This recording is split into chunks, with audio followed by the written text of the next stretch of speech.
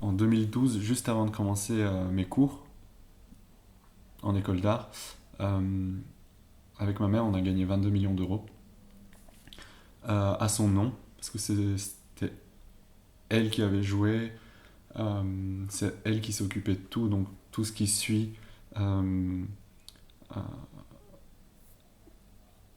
le moment où tu gagnes une somme astronomique en fait, donc tu as un suivi individuel. Euh, Elle a eu une espèce de formation sur la gestion d'argent, elle a eu des rendez-vous avec la banque, donc tout ce qui est plus administratif, elle s'en est occupée. Et puis après, elle m'a fait un virement, donc vu qu'on avait joué à deux, elle a coupé, et elle m'a donné 11 millions. À ce moment-là, j'habitais encore chez elle, donc euh, je suis resté pendant un petit temps. J'ai pas touché, ni elle ni moi en fait n'avons touché cet argent-là. Euh, Juste parce que c'est assez traumatisant de gagner autant. Et surtout qu'il n'y avait pas de projet. Elle travaillait, mais elle avait sa petite routine. Moi, j'étais étudiant. J'avais aucun projet qui nécessitait de l'argent. Et du coup, un peu par peur aussi, on n'en a jamais profité à ce moment-là, pendant un an au moins.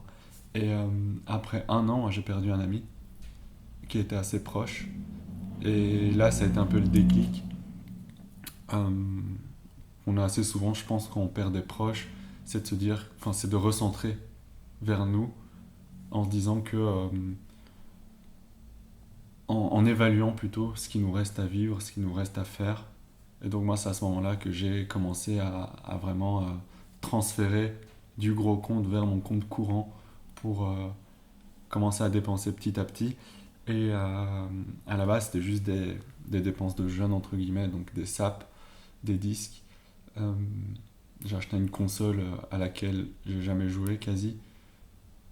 Donc c'est aussi un peu le début du moment où tu commences à dilapider un peu ton argent, pas forcément beaucoup en termes de montant, mais pour des choses que tu n'utiliseras jamais. Euh, et ça pour en avoir parlé avec quelques personnes qui ont déjà gagné des sommes, euh, c'est assez fréquent. C'est juste une espèce de folie dépensière et toute la frustration que tu as vécue en tant que personne de classe moyenne ou classe moyenne pauvre, en, en ayant mis un peu sur un piédestal plein de produits auxquels tu n'aurais jamais eu accès, et tu veux te les approprier, donc tu les achètes juste pour dire. C'est juste un geste qui fait que maintenant tu es capable de tout. Et c'est aussi un moyen que tu trouves pour trouver une espèce de stabilité mentale. T'es un peu perdu parce que tu as gagné beaucoup d'argent et que ça te donne le vertige, et puis tu retrouves une certaine forme d'équilibre qui n'est pas une vraie balance en soi parce que c'est juste complètement illusoire, mais tu dépenses et tu te dis que bah, d'un côté tu as cet argent-là, donc de l'autre côté tu as des biens matériaux que tu achètes. Donc ça te donne l'impression de capitaliser un peu sur cette somme que tu as gagnée.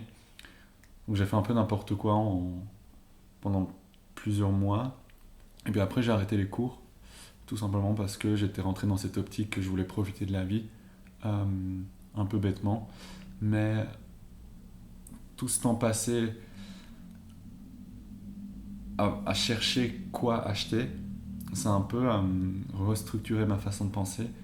Et je me suis dit que j'allais vraiment faire un vrai projet avec cet argent-là. Donc au lieu de l'éparpiller dans plein de trucs différents, le concentrer sur une chose claire et nette.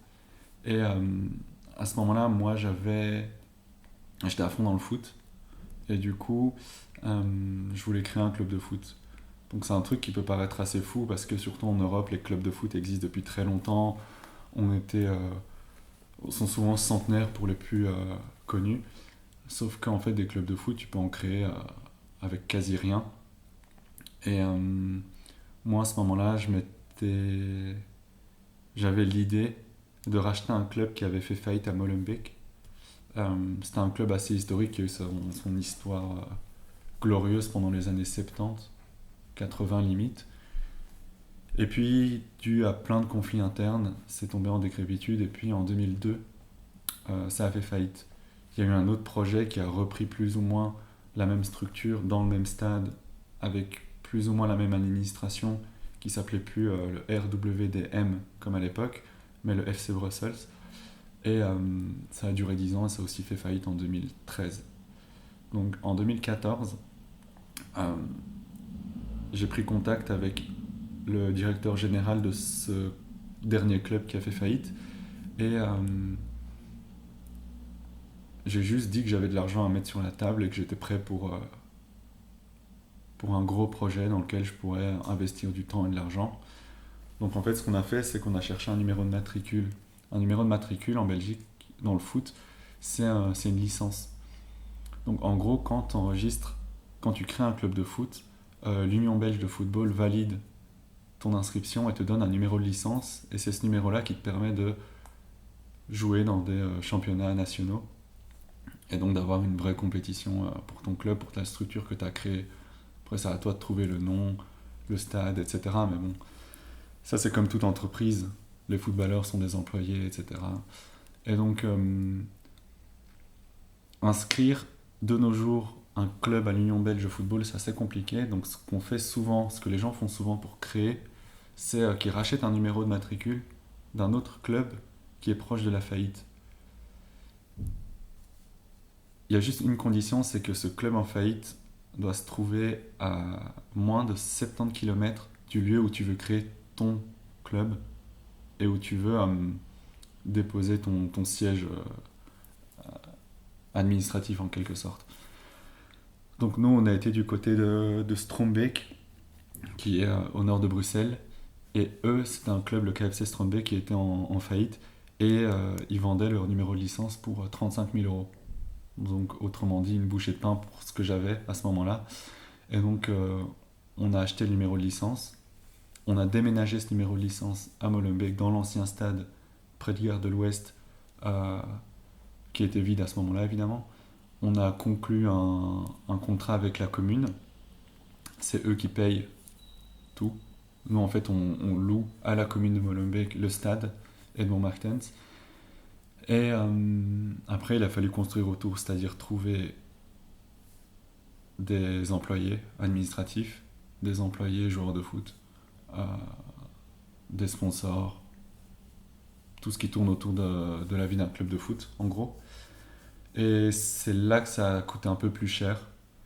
Et c'est là aussi qu'il y a eu les vrais problèmes qui ont commencé dans le sens où les gens savent évidemment que quand un club naît avec peu de gens à l'initiative, c'est qu'il y a beaucoup d'argent qui se trouve derrière. Et donc on a eu droit à pas mal de mauvais coups, de gens qui voulaient se greffer au projet, mais qui n'avaient pas vraiment d'intérêt dans le projet sportif, mais plutôt dans les intérêts financiers. Euh, mais c'est là aussi qu'il a fallu qu'il a fallu solidifier un peu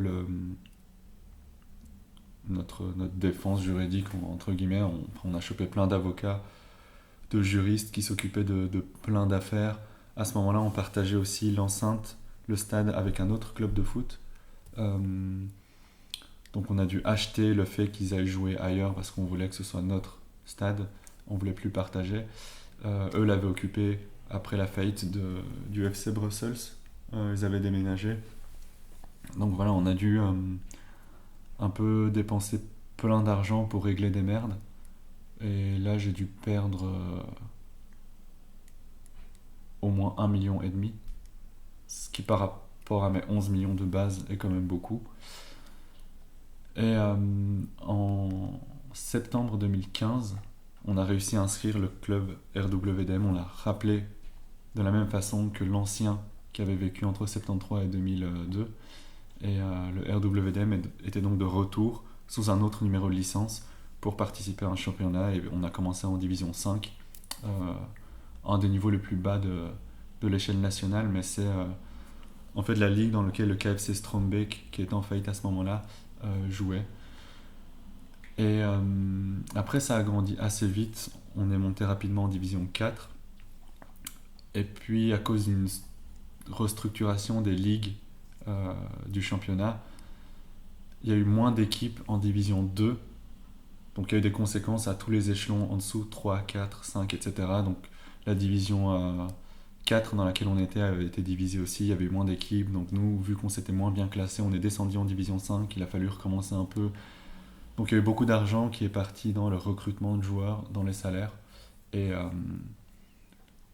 on est arrivé plus ou moins à construire une belle équipe pour revenir ensuite en D4. Là maintenant on est en 2019, saison 2019-2020, et on est en D3, division 3.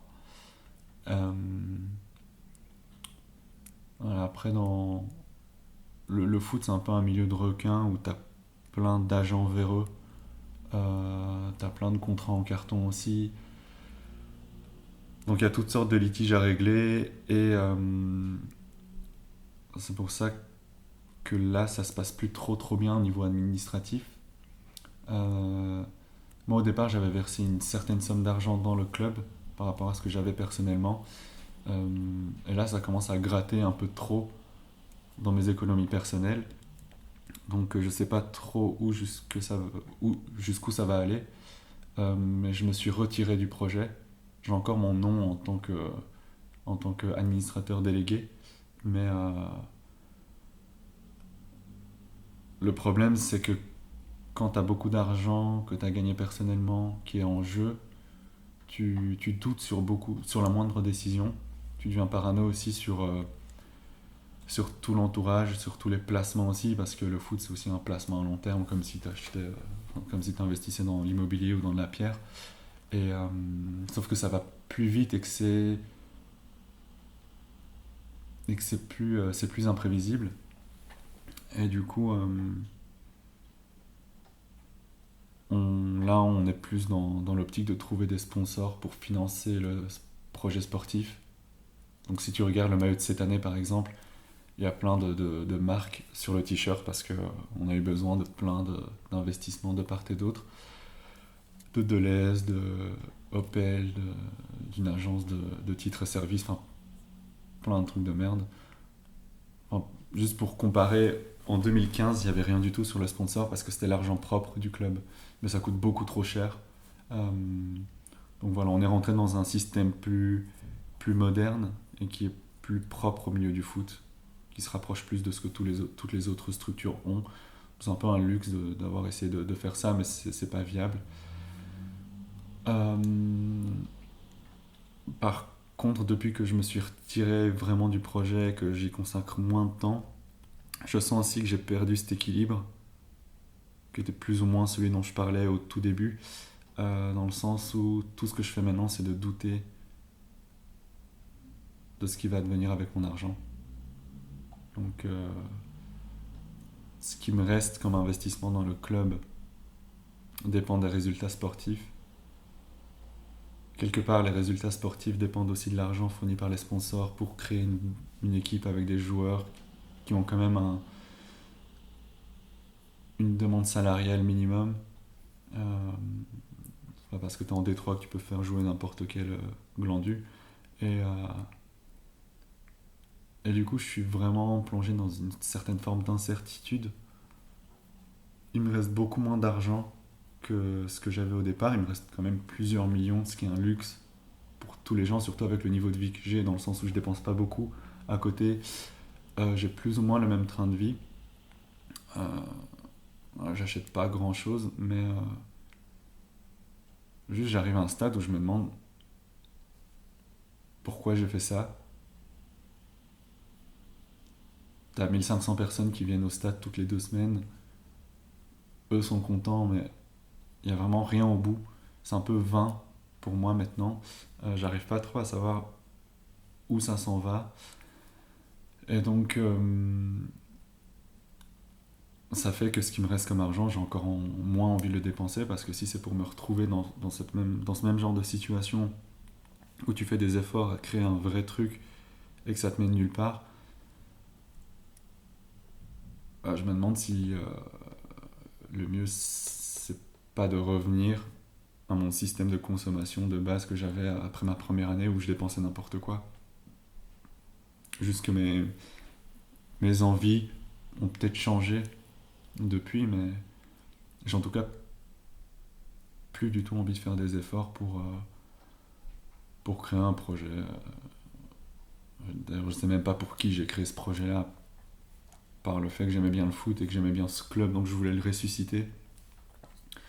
Mais c'est une histoire de sacrifice et souvent je pense que les gens qui se sacrifient financièrement, bah,